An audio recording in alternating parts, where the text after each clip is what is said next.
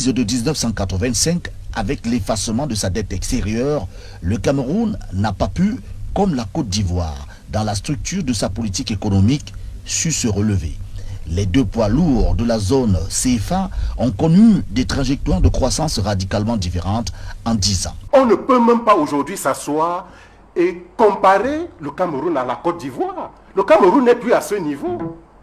Rappelez-vous que le 26 novembre 2022, il y a à peine 2 mois de cela, un rapport de la BAD nous dit que dans la sous-région de la CEMAC, le Cameroun se retrouve aujourd'hui en 4e position dans le niveau d'industrialisation du pays.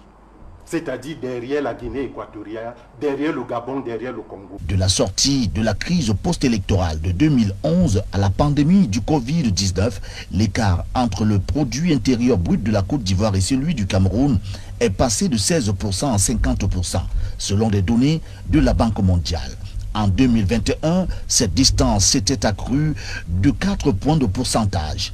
Si le Cameroun est reconnu pour ses atouts naturels, comment comprendre donc cette stagnation sur le plan économique? Le Cameroun ne peut pas ignorer que les 10 dernières années, le Cameroun est plongé dans une crise sécuritaire, due d'ailleurs à des effets exogènes.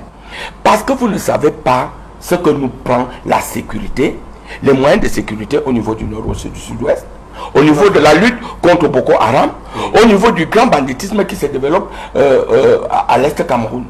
Ces revenus, ces ressources, si on les avait concrètement, pouvaient participer à l'évolution de nos investissements.